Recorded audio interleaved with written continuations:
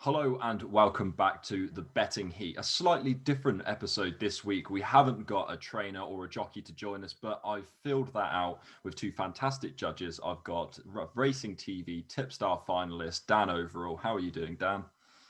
I was doing better until you mentioned losing that final again. And we're going to have to go over Silver Streak, aren't we? So yeah, we're a gonna lot have of to go. traumatic memories are going to be popping up this evening. So thanks for that. No worries. And also, we're going to be joined by Ryan, who runs a fantastic tipping page on Telegram. How are you doing, Ryan? All good, mate. All good. Hoping for a turn of fortune this week. It's been a tough couple of weeks. Yeah, it has been. I think for most people, it's been a difficult time. So for this episode, we're going to be covering the Kauto Star Novice Chase, the Christmas Hurdle, and the King George in detail, and then the all-important festive period naps that's hopefully going to give you guys a Trixie to back and hopefully a very profitable Christmas. We're going to kick things off with the Kauto Star Novice Chase, and I suppose we should start with the market leader, Shan Blue. He's been really impressive over fences, and he wasn't a bad hurdler either. His jumping is what's really excited me this time round. And Ryan, what's your thoughts on Shan Blue?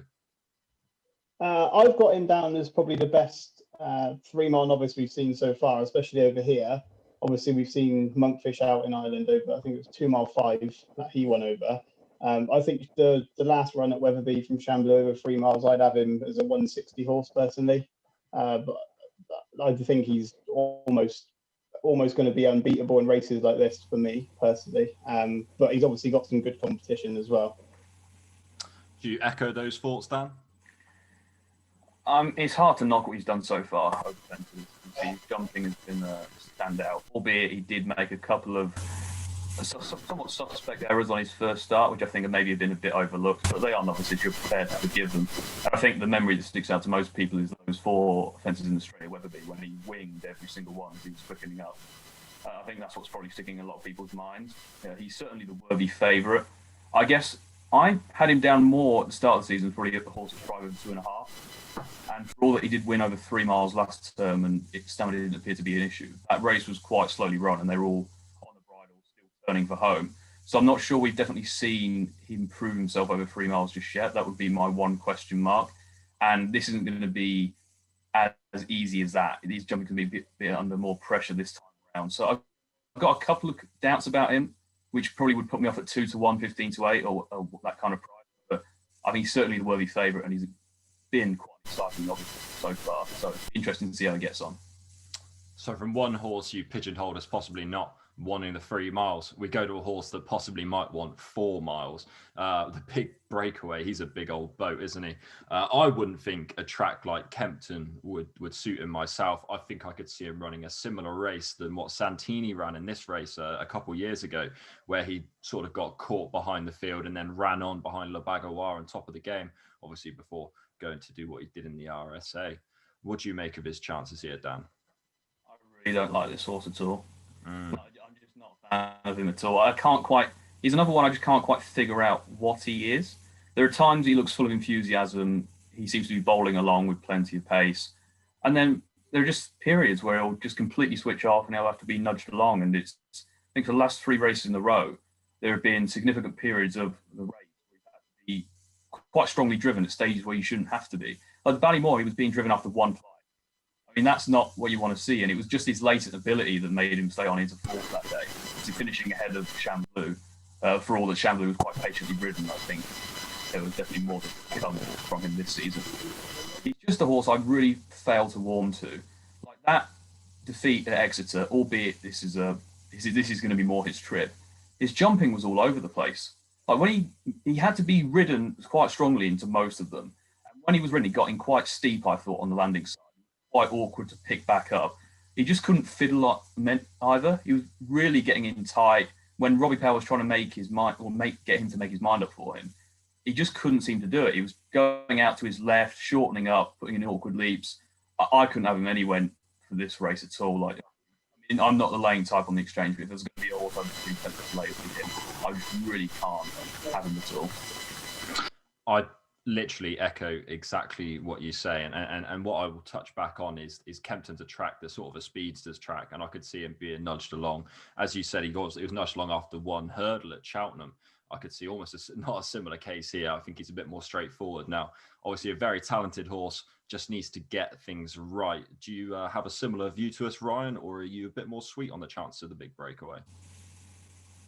I'm not his biggest fan. No, I don't think he is going to be as good as what people thought he would be last year.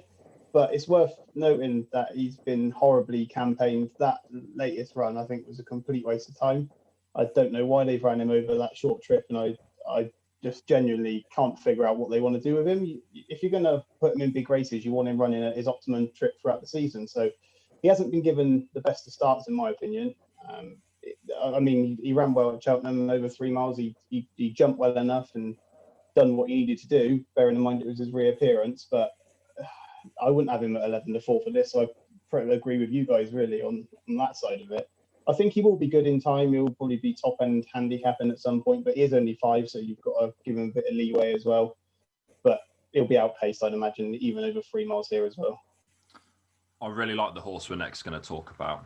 If the cap fits, he was a winning Grade 1 hurdler who put up a really nice performance on Chasing debut. I think he beat Fiddler on the Roof. I mean, he hasn't turned out to do much, and he beat Epatante, and he hasn't turned out to do anything since either. But I really think that was a big ask the last day at Sandown. Sandown's a track that is a real jumping test for all horses, especially novices.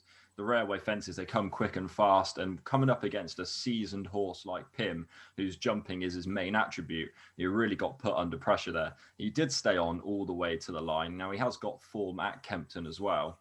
I think if the cap fits, actually has a really good chance here and could be the bet that I fancy. Are you going to tell me I'm wrong, Ryan? No, I think I'd have him in the big breakaway the other way around. I think if the cap fit should be second favourite for this. When he went chasing, I questioned why are they sending him chasing. He's 8 years old. He's a great stayer. The stayers division's as weak as it's ever been, so he could pick that up. And he done well on his debut. He jumped really well, and Fiddler on the Roof looked outpaced as well, looking like he needed further as well. And then he's obviously come up against Pim, who probably needs more 4 miles than 3. So he's had 2 difficult races, I think, where it's hard to judge his form. I'd say he's probably been running to the 150s, not the 160 where he is rated. If he was to obviously end up in a handicap, I don't think he's a 160 chaser just yet, but he's definitely got a chance tomorrow on the card there, and he is the second favourite in my view anyway. Dan, you said that you weren't a big fan of Shan Blue, and you've also now batted off the big breakaway. Does this mean if the cap fits is your choice and you're going to be siding with me? No. As you probably wouldn't be surprised to hear. We never do. I'm just not sure with him. I mean, obviously, I think a lot of people will probably see his 160 rating as finding a touchdown. That's false at this year. He hasn't achieved anywhere near that. He's definitely the best horse on hurdles form. Obviously, Grade 1 winner, proven plenty there. I just have doubts about horses at the age of 8 or 9 who've had 2 to 3 seasons over hurdles, then suddenly making the switch to chase. I just tend to have somewhat reservations over them. And I think you've seen that he's been over hurdles for an extended period of time in some of the jumps he puts in. He's another one who just can't seem to fiddle one. Look, I know for all that Sandown is a strong test jumping, and he definitely a lot of them quite well and jump quite quickly. He's just another one who can't seem to fiddle one quite right. He can't just pop one or get in tight and put in a neat jump. His legs are all over the place. He lands quite steeply. And I think going down to Pim, who was, I think, giving away weight. I mean, he's probably a 150 horse, albeit he's far more experienced. I think he still needs to step up. He can do. He's proven over hurdles. And I would agree with the sentiment that he should probably be the price that the big breakaway is, and they should probably flip around in the market. But I'm still just not fully convinced of him just yet over fences. Enrilo, at the time of recording, follows him up in the market. Now, he's a really interesting runner, a Grade 2 winning novice hurdler, but his form sort of dips in and out. When you look at it, it's quite patchy. He's had a wind up going to the start of this season, and his chasing form's actually looking fairly useful. He beat the mighty Don. He was beaten by the mighty Don, who stays all day, and picked him up on the line on his favourable ground. And then he was beaten by Darlak. I'm not sure what that form means. The Tizard Yard have been bang out of form. But Dan, can you make a case for Enrilo? I actually really like him, to be fair. Like, he's the one I'd be siding with the price. I think you made a fair point about his form dipping in and out, but he is. I think he's only had 9 starts over rules. He's won 5 of them, And I think they've always had him in mind as a 3-mile chaser. And I think it was quite telling that when he won at Exeter, the interview that Pont gave afterwards, they said that if all went well on that card, that they were already eyeing up the Kauto Star. So I think that they were already bookmarked a big grade 1 for him. They've already held him in quite high regard. I mean, as you mentioned, the form of that win isn't much to shout about, although I would say that he was valued for far more than just over a left win that day. Like, he was travelling much the best horse. He went through it quite easily. There was just one period where he just had to be briefly shaken up, but he was quickly back on the bridle and was by far and away the best. I think a lot of people will mention Shan Blue's jumping, but Enrilo has been really impressive for my money thus far in the jumping department. He's been really fluent. He can meet them on a stride, but he's also got that ability to just get it tight and make it work. Like, they've earmarked him for this division. Paul Nicholls has won this race 4 times, and for all that his form isn't standout, and there are those with better form going into this race, I think he could be a really nice 3-mile chaser in time. Whether it's going to be quite now, I'm somewhat sceptical, but I think the potential is there. He's always been earmarked for this kind of race. Trainers, 3-mile chasers are going to be all the rage this weekend, indeed over the Christmas period. I'd be quite sweet on him, and he'd be my pick of the prices. Ryan, you've got any thoughts on Enrilo at all? I echo what Dan said. With he is the unknown, I think, in here. His form is nothing to shout about. I mean, Darlak's a 130 horse, and the mighty Don won't go on to do anything special, but he is improving and he does jump well. He's a course winner. He's a distance winner. He's obviously trained by Paul Nicholls, which he wouldn't be throwing him in here for the sake of putting him in here. He'd be going out to win. And he does need to improve a lot, even on his hurdles form. I don't think there's too much to shout about. He finished 20 lengths behind Time Hill, beat House Island, who hasn't followed up that well. He's got a long way to go. I think it's probably a bit too soon for him, in my personal opinion. All right, we'll just quickly give who our sort of selections were for the race. I'll go back to you, Ryan. Who was your selection for the race? I think if you can get 2-1 Shan Blue, fill your pockets. I think if the Cat Fits is slightly overpriced, I think as we sort of spoke about here, I think he should be flip-flop in the market with the big breakaway, and I wouldn't be surprised to see a much improved performance on his most recent run at Sandown. And I think we just heard it there from Dan. Just to confirm, Enrilo, your selection? Yeah, Enrilo for me. One I think who's interesting going forward is one for the team. Probably not good enough here in this company, but looks an all-out stayer. I can see him probably ending up in the Ultima come Cheltenham. Nick Williams won that race in 2018 with a Novice 2-star similar. I think this horse has got all the attributes needed for a race like that. On this current mark 140, I think he's very competitive there. Okay, so it's time to talk about another grade 1, the Christmas hurdle. It does look very simple when looking at the race from a winning perspective, in that Epatante is very, very much good. She's going to win the race, most probably even shorten a little bit more for the champion hurdle off the back of it. I think she's about 4-11, so we won't be talking about her at all. But let's be looking at an each way angle, or although it's only 2 places, it makes it a bit difficult, or maybe something in the without markets as well. If it's not too sore right now, Dan, Silver Streak, talk to me. Yes, my old friend. It still hurts. Yeah, I mean, it's hard to knock what he's done so far this season. I think he's very much, despite being a 7-year-old with plenty of experience, I think he's probably the best I've ever been. So I think for my money, he should have won the international hurdle. For all that race turned into a bit of a mess. There's no denying that he was closing all the way to the line after getting blocked off quite badly. And he's the rightful second favourite, especially considering his sports form. I think he was second in this race last year, and he's won twice under the 2 stars. It's really tough to get excited about this race from a betting proposition. I think we should watch Epatante do what she does. If I was going to be tempted for any kind of bet, I'd almost go for the Tricast of last year, which is Epatante to beat Silver Streak to beat Ballyandy. They are the 1, 2, 3 in the market. I think Ballyandy's going to be handy. We know what he is. I think Silver Streak and Epatante will sit in behind him for the rest of the. Epatante will probably go past them quite easily. Silver Streak will bustle along and probably stay on into second. It's a hard race to get infused about from a betting perspective, but we get to watch the best 2-mile hurdle in training, so it's not too bad. I sort of echo what you say. I had down here to go for the forecast with Epatante and Silver Streak. He has a stunning course and distance record. I believe it reads 1-2-1, including a destruction of a Verdana Blue on her ideal conditions earlier this season. He's finished, he's Silver Streak, this is, he's finished ahead of many of these already, even this season, more recently in the international hurdle. A very consistent horse, probably just below that top level, but likely just to chase own Epatante. And as you said, Ballyandy will most probably follow them in as well. Ryan, have you got any real thoughts on this race? At exactly the same angle as you with the forecast. I think they will be the front two. You probably almost get the same price back in Silver Street place than you would be the forecast. I think the forecast is 2.33, and you're probably going to get you're not going to get much more than even money for Silver Street place, just in case anything does go wrong during the race. You might have that option as well. But I think Silver Street, he's an underrated horse. You say he's not at that level, but I think if you take the mare out of this, he's better than the rest of them, and you'd be looking at grade one chances with him. So I do think he is underrated. He's just bumped into horses over the years and hasn't had the luck, the same as the last day when he was closing all the way to the line. Didn't get the luck then. And he'll go on any ground, loves Kempton, so I can't see him at the top two, but I give the bottom two no chance. So it's at Ballyandy or Silver Street, just whichever one you choose out of them two, I think. I won't touch on it any more than that.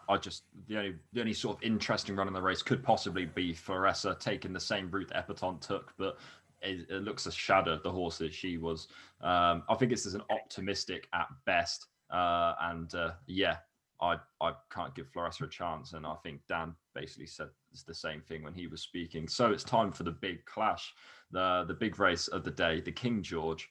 This is the one we've all been really waiting for, the main event on the card. The hat-trick bidder, Clan des Obeaux.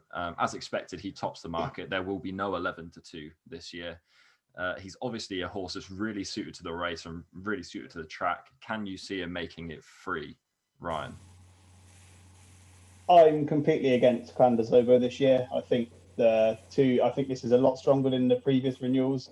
It's a shame Monali won't be coming over, because that would have had an extra spin on it as well. But if you look back over the last two that he's won, you've got so many horses who just weren't stayers running in this race. Cyrname didn't stay at the time. I don't think he was mature enough to stay. He didn't know how to reserve his energy like he does now, as he proved last time. You had ASO, who doesn't stay. You had Footpad, who doesn't stay. Lost in translation, pulled up after. He may as well pulled up halfway around, because he was never getting into it. In the year before that, you had the old legends, as you call them, running. Then you had Tifa 2, Double Shuffle, Connie Gree, and Mike Bite, who was finished. I think he'd done well the year before to beat Native River as far as he did, and obviously he'd want a bit further, but that's good form. But I think last year the race was he was the only one who finished to the line, wasn't he? Really, there was no other competition in the race. Whereas this year, I think there is a lot of other alternatives, and 2-1 is far too short for me. I'm more in the Cyrname camp than Clan des Obeaux, but my sort of argument ties in together. So I will head over to you, Dan. Are you in the Clan des Obeaux camp? I'd have him probably over Cyrname, but to be honest, I'm not keen on getting stuck into either of them at the 15-8 and 4 mark they both are at the moment. I think Clan had a much tougher race this time around. Obviously, he did do the Duffy, did go from the Betfair Chase to win the King George 2 years ago, but that Betfair Chase came on good ground. See, this one was pouring rain all day, and it turned into an absolute slog. His form here is by far and away better than anywhere else. Obviously, I think he struggled in top races, 3 miles everywhere else. I think he's lost to Kenboy, Aintree, Rosa Respected, Down Royal, well beaten in 2 Gold Cups, for all that we can say that he doesn't handle Chelsea. This is his race, but I do also think that Paul Nicholls was quite keen to emphasise he was teed up last time out. Like, his 2 main targets were the King George and the Betfair Chase. I think we might almost see the reverse of what we saw last year when Cyrname had that ruling race against Altior. We might see that repeat here, and for all that his King George wins need to be respected, the 2-time winner, I wouldn't be backing him. You have basically taken my whole argument of that final line there. You invite me on. Yeah. Cyrname is who I fancy for the race, and I would not be surprised to see him go off favourite for this. Obviously, I have no reason to believe he's not the best horse in this race, for all that he's sometimes shown that he has a tendency to sort of fluff his lines. I wanted to say that the race against Altior definitely knocked him for 6, and he wasn't right following that, not only at Kempton, but also in that Ascot race as well, where he fell at the last, got beaten by Riders on the Storm, and looked to be well beaten at the time. I think, as you said, with the runs switching the other way around. Cyrname having the easier run in the Charlie Hall and Clandesober having that tough race in the Betfair Chase. I think you'll see a fresh Cyrname, and you'll see possibly a tired-looking Clandesober, maybe quite lethargic. The fact that Harry Cobden has once again sided with Cyrname, and from my conversation with him last week, I really got the feeling that he thinks that Cyrname has got a fantastic chance in this race, and that if he had the option, which he did, to pick Clandesober, he obviously picked Cyrname, and I have to be taking jockey bookings there. I think Cyrname is definitely the bet of the race, and the argument's sort of tying together. But what's your thoughts on Cyrnames, Ryan? I was his biggest doubter before the Charlie Hall, and I was his biggest fan after. It was one of them where if you were going to say he wasn't going to stay or he couldn't win off top weight or whatever, the way he did it, you couldn't not be impressed. I think it is the right choice for Harry Cobden as well. I agree with what you say there. I think this is a track which should suit him in theory. You probably say Kempton would suit him more than Wetherby or any other track, but he goes well anywhere, really, it seems now. Obviously, he was only handicapping not much off a year ago. He was still, I think he finished 7th in an Ascot handicap. So, I definitely think he will stay, and he is the right choice as well. He's had a longer rest period than Clandesober as well. I think he's been off over 50 days now, so he's had a longer time to rebuff, where Clandesober ran in November, obviously on heavy ground, chased all the way home as well. He was hard ridden. He wasn't there for a jog. He was hard ridden all the way to the line. And I think if you can I think he's drifted up to 11-4 now from, I think it was 9-4 earlier in the week. So I think he'll go further out, and I think he might end up being able to get 7-2, 4-1. So I think that'll be a cracking bet.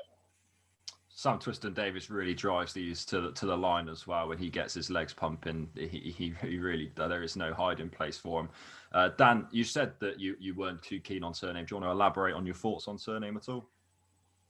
I mean, I hear what Ryan is saying. That win last time out was visually very impressive. Like, I mean, obviously, he does what Cyrname tends to do in the way he travels so swiftly into a race and pretty much has the ball beat on the bridle.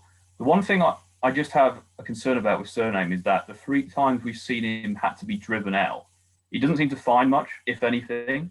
You watch that race back, like he was 3 lengths ahead at the final flight over Vindication, being shaken up. I don't think he's a horse that finds too much for pressure. And I do think he's a more mature horse this time around, and we've seen he's more relaxed and doesn't need to front run. I'm just not sure a grueling kind of 3 miles where he's going to have to work for it. It'd be a fantastic horse to come and just pick this up and cruise home without having to be asked the question. He just doesn't seem to extend once he needs to find something extra. And I think for a race like this, you probably need that attribute. So for all that, last time out was very impressive, and he did prove a lot of people wrong about the 3 miles and going left-handed. The opposition he beat were okay. It was a fairly slowly run affair, in my opinion. This is going to be a different test. And I think if he can do this, then, well, I think we have to stand back and applaud. It'd be a fantastic training sport, fantastic to have another top confirmed 3-mile chaser in a division. I just have a concern about. I thought I was going to sit here and we'd have all 3 of us picking between Clandesober and Cyrname, but the fact that both of you haven't gone for them and it's me, I feel a bit like a mucky punter now. Santini, I'm surprised to see him turning up here myself. I think if my memory serves me right, Nicky Henderson said after the Kauto Star Novice Chase, I don't know, a couple of years ago, said that he would never return to Kempton because it's just not a track that suits him. I sort of crossed him out my calculations. I don't think he's going to be suited to this test, and he might stay on for a place at max, but I think he would be outpaced. Ryan, what's your thoughts on Santini? I think he's got a chance. I mean, when Dan was talking about Cyrname and saying he don't like being pushed out, I didn't know he wasn't talking about Santini, because he's the exact same. He won't find anything for pressure. He won't like to be asked to do anything. He'll just want to plod along and pick up pieces if there's anything to be picked up. And I think you've got some pace in here. I think Frodon running will help him more than hinder him. You've got someone to go off in front. If they went to slow gallop on the first circuit and a half, I think he'd be a waste of time. But they put him in at, I think it was 15-2, 7-1 you could have got when he was originally put in, and he's got a huge each way chance compared to a lot of these that you can sort of have your doubts about as well. So I think he is class. There's no doubt about that. a couple of furlongs further and he'd be a Gold Cup winner, and we'd be sat here saying a Gold Cup winner can't win the King George because he might not suit the track. But I think he has got a chance, and I'd have him shorter than he is now. Surely I can't be this far off the mark on this race. Dan, please back me up that Santini hasn't got a hope in hell. I can't see him winning. I think he's more a place chance than anything else. Realistically, his season is all about the Gold Cup. That's his race. That's what we're aiming for. I mean, it was almost kind of the announcement that he was running was almost case of, yeah, we'll chuck him in, see what he go for a jog, see what happens. It didn't seem to be like, oh yeah, we're really going for this. Cyrname have been all out targeted for this race. I think the quotes from Nick Henderson were saying the Cotswold Chase is too far away, and Champ goes there. If all 10 stand their ground, we've got to finish 5th to cover our supplementary fee, which is what he was quoted as saying. So when you're already thinking about getting your money back from the supplementary fee, it's not exactly a massive endorsement that you think, oh yeah, we've got a right chance here and he's definitely going to win. I just think he's more here to get a race under him. I think they realise they can't split Santini and Champ as they perhaps want to, especially with the potential issue of horses not being able to go across to Ireland. We don't know how that's going to play out. I think I'm glad he's in the race because I think he adds another interesting dynamic, and without Mona Lee being here, I think the race did need another just to kind of bulk it up a bit, make it a good renewal. But yeah, I can see him staying on, but I'd be very surprised if he won. Lost in Translation is a horse that I absolutely love. I remember sitting on a podcast with you, Dan, last year and shouting from the rooftops how this horse was going to absolutely dot up in the King George and then go on to the Gold Cup. He's obviously got plenty of ability, and but people have recently been doubting his consistency. He won twice last season, and then he flopped in this race, and then ran a really good race in the Gold Cup, and then flopped in the Betfair Chase. So I can sort of get the angle. But you have question marks over all of them, really. In the King George, he quite clearly wasn't right. I actually remember being at Kempton and seeing him almost limp in. So I thought he was injured, if I'm honest with you. But obviously nothing came to light, and they did a wind up, and then he ran a really good race in the Gold Cup, albeit a slowly run race. The ground was really, really heavy at Haydock, and he didn't go a yard in it at all. So I think he's still going to be fresh from that. He wouldn't have taken anything out in the same way it had taken anything out of Clan de Zobo. I think that this race should really actually suit him. I think he's a speedy 3-miler. A part of me thinks that if he wasn't already touted as this Gold Cup horse from a very young age, and he was a little bit more under the radar, that he would actually be quite a good Ryanair prospect, because he had some really good 2-mile 4 furlong. Like in the JLT, he had some really good form from that. And I think a Ryanair would really suit him, especially because he's got a really good turn of foot. Am I wrong in thinking that he could just be a little bit overlooked in this race, Dan? I can't have him, especially at the price he is currently. I mean, you could double the price and I'd still be probably tempted to go nowhere near him. You've just got 2 massive question marks, really. Well, I'd say like 3. His last run was dreadful. He was beaten after a mile. You can blame it on the ground, but Clan wouldn't have liked that ground, and he ran a far, far better. Tizard Yard, as is well documented, have been all over the place this season. It's been a dreadful start to them. Some are running well, some are even winning, but you just can't really predict who's going to go well. And I need to see probably a month or a month and a half of consistently good performances from their yard before I can back any of theirs with any faith. And also, you mentioned he blew out in this race completely last year. There are just too many question marks to me to be going in the 7-1 mark, I think that is. I mean, I couldn't be touching at that price. I think there are much more interesting options. I think his third in the Gold Cup is still probably sticking out in people's minds, but that race was very slowly run, and they finished quite bunched up there. And I'm not really convinced that form is up to much, especially in the context of this race where it's probably going to dominate the conversation. It was even more so if Mona Lee was involved. But for me, too many doubts about Lost in Translation to get involved from a pumping perspective. Ryan, what's your thoughts on Lost in Translation? He's too short, and I wouldn't back him as well. But I do agree with what you said about he's a speedy horse. He has shown that. But you look back through his campaigns, and you think he obviously won the Betfair last year, and then flopped in the King George, and then this year he's gone to Haydock and flopped first time out. And I think you'd be crazy in a race with this much quality, and you've got so many unexposed types in here to be backing him at 15-2 because I think he's fully exposed. You know what he is. Tis our team. It's easy to say they haven't hit stride yet, but we're nearly in January, and you can't blame it on a slow start anymore. Loads of their horses have come out 2 or 3 times and ran stinkers. There's something wrong with the yard, in my opinion. I don't think Robbie Power's riding as well as he should be. I think a couple of winners that Colin Tizard has had have been ridden by Cobden or John Joe. You've had that a few times now where he's popped up with the odd, because he's only had 2 from 29 in the last 14 days, and at least one of them was Cobden. And I think Robbie Power hasn't been riding to the best of his ability either. And I think the confidence must be low in the team morale there. And I couldn't be having him for this. I think the Gold Cup will suit him more. And if he ran well here, I'd probably be back in the camp of he could have a great season in the end. But I just couldn't be backing him for this. Real Steel was a horse that Harry Cobden listed as his most exciting to come from Willie Mullins' yard. Now, there wasn't much competition for that, so you got to take that with a pinch of salt. I was expecting a little bit more from him in that Ascot run. He was beaten about 7 lengths by Imperial Aura, and I thought that was a race that was really going to suit him. Now, he ran a really good race in the Gold Cup, came there tanking under Brian Hughes, and obviously we have said, though, that was a slowly run race, and yes, that would have brought him into it. He's got really good form going right-handed. We're likely to get soft ground, and that should suit. Ryan, what's your take on Real Steel? I backed Real Steel at Ascot as well. I was expecting more from him, and he just didn't respond. I think he's got a first-time tongue-tie tomorrow on the card, which is of interest.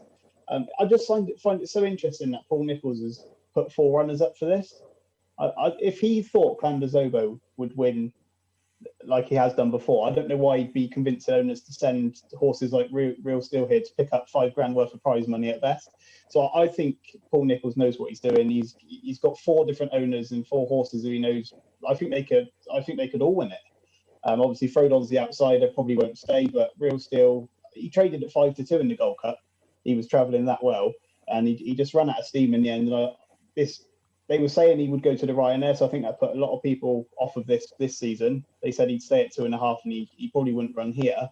But I think it's the right decision to run him here, and they got a great jockey in Darryl Jacob jocked up as well. I think he's an underrated jockey, and I think he'll travel as well as any of them in the final circuit. And it's just whether he does see out the 3 miles. But 16-1, I think, is widely available, and that's a huge price on him, I think.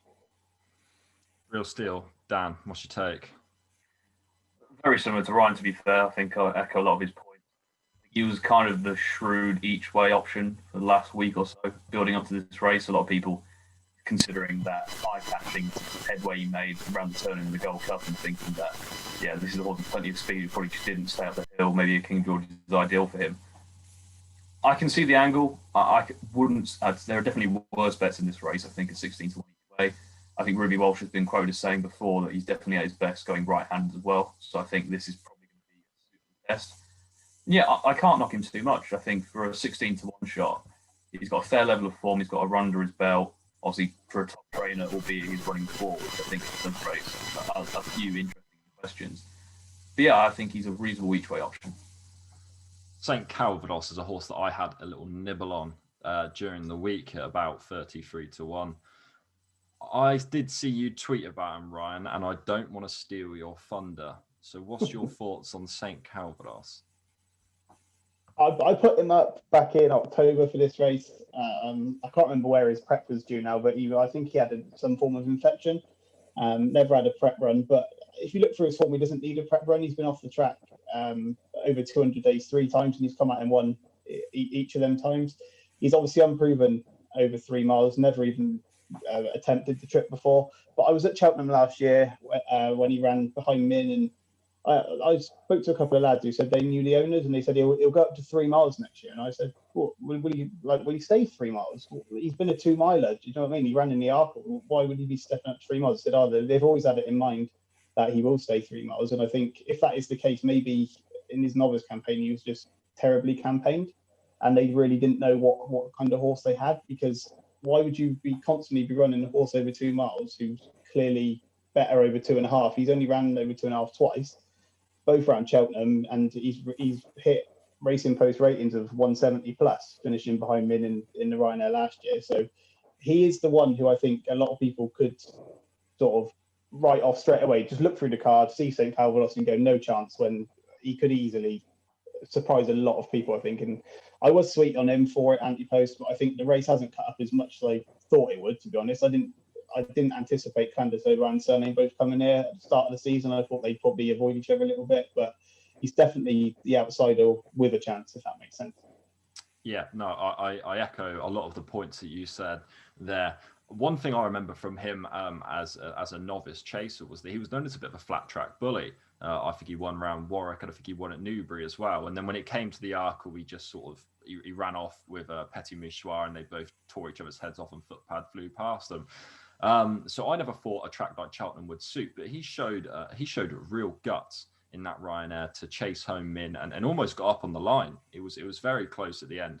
I think a flat 3 miles could actually really suit him, and I think he's about 20-1 now. It could still be a fair each way bet. Dan, what's your take on St. Calvados? I really like him for this, actually. He's the one who interested me the most by some distance when I look through this race. I think there are a couple of obvious negatives to start with. I think he did miss his intended runs early in the season. I think it's going to be over the Ascot Chase or the Betfair Chase, where he intended early season goals. But I think, as I mentioned, he had a blood infection. So that kind of ruled out those early season targets. And I think they said in late November that they're going to look at the King George. He's going to do a few bits of work, and they'll see where they are with him. So it's encouraging that he's turned up. They clearly are happy with what they've seen. The other problem around that kind of issue is Harry Whittington and John have been very quiet, unusual. They had about, I think, a 3-week break from pretty much having any runners. They just weren't achieving the normal strike rate they tend to, which is normally quite high. They did have a novice hurdler run reasonably well a couple of days ago, which is somewhat positive. They were turning to runners, and they have a few more entered across the festive period. I would argue that run behind Min is probably the best recent form in the race. I think in terms of Min, he's a solid 170 horse, and St. Calvados went out on his shield that day, and he probably could have won that, but his jump at the last was just sloppy. And as you say, he didn't lose that race for a lack of stamina. It's quite crazy to think, if you think a couple of years ago, as you mentioned, he was a tearaway 2-miler. Like, he was barely controllable at the best of the time, but it was his latent ability that meant he could perform in top races at 2 miles. He's a much more settled horse now. He was right travelled like a dream and jumped well, snuck right into the race. And him, Min and Epatante pulled, I think, 13 lengths clear of the rest. But those are the two horses you wanted to be around in that race if you were to consider that race to be good form with Epatante and Min, knowing what those horses have achieved and what Min has really gone on to do this so far this season. There's a lot to like about him. His record fresh, I think, as Ryan mentioned, is exemplary. He won on his racecourse debut in France, and the 3 times, first time out since he's been in Britain, he's won. Any rain's going to be right up his street, considering all his wins are on heavy. And the idea is going to be a fairly reasonable pace here. Like with Frodon wanting to go forward, Santini won't be far away, Cyrname as well. He'll be in the rear and he'll sneak round, and we'll find out a lot about it. I think earlier in the week, as you say, he was about 33-1. I think that was a massive price. I think there's still somewhat value in 20s. I'd still be going in at 20s. I think he should be more around the 12-14-1 mark. And I think he's a really interesting contender. I didn't think at the start of this podcast that we'd agree on so much. So for people's Christmas bets, we're looking at an Epatante Silver Streak forecast, or playing without the favourite Silver Streak, or play Silver Streak, or whatever out there. And then an each way 20-1 shot in St. Calvados that we all sort of have a fairly strong opinion on. I'm quite impressed with myself of joining the likes of you lot on that. Any other horses in this race that we need to be looking at? We haven't touched on Waiting Patiently. We haven't really touched on Frodon, and we haven't really touched on Black Op, who's 100-1. So I think we will be avoiding him. But Brian, anyone else in this race you really want to talk about? No, the bottom 3 for me, I can't have Waiting Patiently. Obviously, hasn't been as impressive as he has been. I think he doesn't get out very regularly because of maybe he's just a bit fragile. And Ruth Jefferson, I don't even know how many horses she's got in the yard, but she hasn't got very many. I'm surprised to still see him there, to be honest. I think Frodon won't stay to 3 miles, and Black Op is obviously the rank outsider. He's 100-1. But I take the opportunity just to back up what Dan said in terms of Harry Whittington's runners recently. If you look at his run to form rate, it reads 100%, but that's because he's only had the one runner in the past 2 weeks, which is very strange. But he does have numerous entries over the coming days, so you're not going to learn a lot. You may be throwing your money down the drain with him if these horses aren't performing to their optimum with St. Calvados. You may be throwing your money away. But yeah, the bottom three for me, no. Sweet on St. Calvados, and I'll ignore the bottom. Dan, anything to add? You know what you're going to get with Frodon. You're really going to go from the front. You're going to make it a decent test, which a race like this, I always like having a horse like that. You're not going to get a falsely run race really with him. Waiting Patiently is a really interesting horse just because he's sort of been around a while. We don't really know what he is yet. So he ran a great race over 2 miles last time we saw him. He was fancied for this race like a couple of years ago. I think he was 4-1. So he comes here at a much bigger price, probably in a much stronger renewal this year. I think horses like him add intrigue to these races, and I'm glad he's lining up. I think you'd be hard pressed to back him with too much confidence. I think it'd be a fantastic training performance for he to win this. I'll be happy to watch him win, and I'll do so quite gladly without my money on it. All right, it's time for the festive period nap. So this is the big one. We have to. I want 3 winning naps effectively, so I'm hoping you boys are feeling on form. I'll head to Ryan for your nap of the festive period. Mine comes on Boxing Day at Kempton in the 1:15, and that's Mick Channon's Hold the Note. He's been campaigned like he's going to be laid out for a win. He ran in a 2.5 mile novice chase behind Imperial War at the festival last year. Got to finish third behind Galvin and Imperial Or, and ran to a huge sort of figure. Really, he was giving them weight as well. I think he was giving £3 to Imperial Or and 4 to Galvin, and still managed to finish third. And he's come back up this year off a 234-day break, and he's ran back in novice chases again. So he's still a novice. He's a second season novice, which gives him an opportunity here again to run in a novice handicap, which he wouldn't have had. And he's run behind Shamblu, Next Destination, and Happy Go Lucky, all over 3 miles, all on good soft ground. And I don't think any of that would have suited him. So he started the season on 146. He's now down to 140, back on soft ground, back at 2.5 miles rather than the 3 miles they've been trying to push him over. I just see it as they've tried to reduce his mark to come back here and win. They ran here last year in the same race, and he was pulled up because he was badly hampered by a faller and just pulled up instantly after that. So he didn't get his chance last year, and he was well backed on the day as well. So I think they'd come back here again for another crack because they know he's well handicapped, and I think he's about 9-1 if that is still available. It was prior. You'd have to I'll just double check the price for you. He was in the week he was sort of 12s, 10s, and in the last sort of 2-3 hours since everyone's priced up, he's sort of come crashing down. He's 8.5 you can get him at, but general 8 to 1 shot. So I'll put him up as my nap. Fingers crossed that holds up because it's going up tomorrow. Dan, I believe you have 2 horses. So if you want to select one as your better bet of the 2, and then one as not, if that's going to be easy enough for you to do.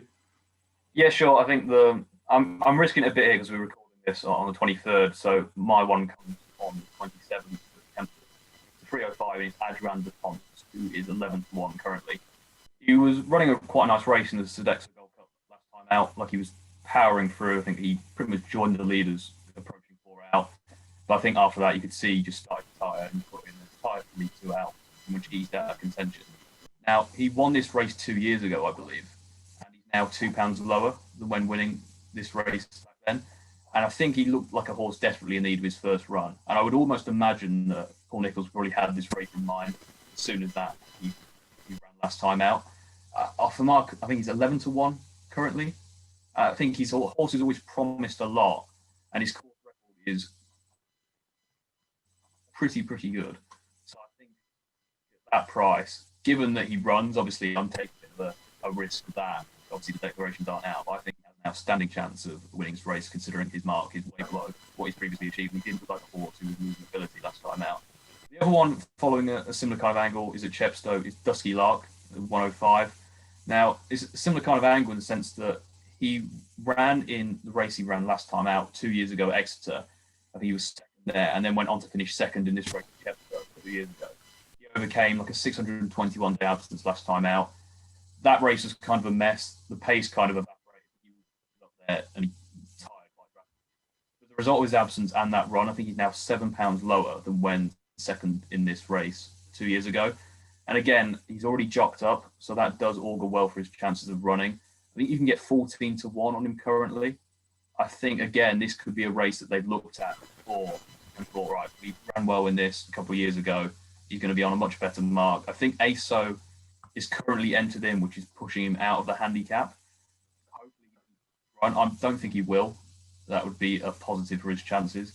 But he's another one, I think, around this time, you get trainers who are very much creatures of habit, target the similar races year in, year out. I think it's quite good to look at those things around the time of year. I think at 14 to 1, that is a more than fair price, in my opinion. I missed the memo on picking a nap that's on big odds. Sire de Berlais for the Christmas hurdle at Leopardstown on the 28th, currently around 7 to 4. This one's really quite simple to me. He looks like the main Irish contender for the Stayers hurdle. And he's going to really need to win this to completely mark himself there. He won over 2 mile 4, 2 mile 5 the last day, and he had no right to win that at all. He was having to give away weight, and it was over a trip too short. Back up to 3 miles at Leopardstown. I'm hoping for a little bit of rain, although it is looking fairly clear. He looks a solid option to me, and if you do fancy him for this race, it might be worth chucking a few quid on him for the Stayers hurdle, because if he does win, that price is likely to tumble. That is going to wrap up the betting heat Christmas special. We've covered 3 fairly good races there, and I think we've given you hopefully some good punting pointers. I'm personally going to play the naps as a Trixie, and then I'll even chuck Dan's other one in there for a lucky 15, providing all of them turn up. And hopefully that will be a good Christmas for me. Anything else you boys want to say? I'll start with you, Dan. Feel free to plug your Twitter or whatever you need to do. No, I won't plug that. I can't dare do it. But no, thanks for having me back on. It's been a few weeks, and I'm sure listeners haven't missed me rambling on about 21 shots. I think that's it's my forte these days. But yeah, thanks for having me on, mate, and Merry Christmas to everyone. Ryan, anything you want to say at all?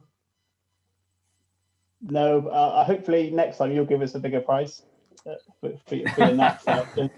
But saying that, we'll probably play a Trixie, and yours will be the only one that will show up, to be fair. So yeah, not wrong. Got a chance. Yeah. Hopefully Chepstow's on the 27th. I think there's still some doubt around the Welsh National meeting there. So we've obviously got the Welsh National on the 27th as well, which is good. But yeah, it's been good to be back on, and hopefully think Calvados can win, and we can all say, "Oh, we told you so." So it'll be good. But thanks for having me back. Clip it. I will be clipping that. All right, guys, we'll catch you guys in the next episode. See you later. Have a lovely Christmas.